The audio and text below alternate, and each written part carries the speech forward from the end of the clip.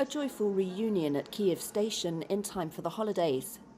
9 months after she fled the war for Germany, Hanna Varavenko and her son made it back to see her husband, who didn't give his name.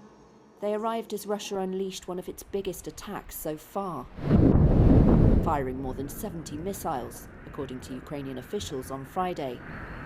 They learned about it on the train, which was held up at Bucha, outside Kiev, as strikes rained down on the capital. But the couple lived close to the border where the war began, Varavenko said, so they'd been through worse. All my friends in Germany and all our friends who stayed in Ukraine tried to dissuade us from this trip, but I haven't seen my husband and father for 9 months. It was very important for us to see each other, at least for this week. The journey is over 2 days, but this is worth it.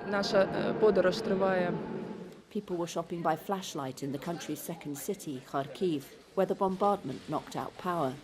It forced emergency blackouts across the country, which is frozen in the depths of winter.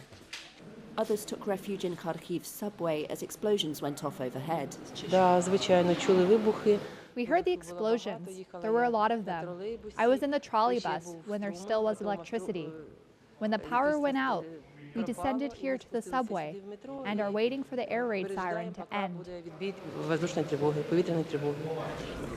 Russia has rained missiles on Ukrainian energy infrastructure since early October, after several battlefield defeats. But Friday's attack seemed to cause more damage than usual. Kiev warned late on Thursday that Moscow was planning an all-out offensive early next year, perhaps as soon as January. Russia flew warplanes near Ukraine to try to distract its air defences, Ukraine's Air Force said. 60 of 76 Russian missiles had been shot down, according to the army chief. But the energy minister said at least 9 power stations had been hit. Moscow says the attacks are aimed at disabling the country's military. Ukrainians call them a war crime. Back in Kiev, folk songs to lift the spirits,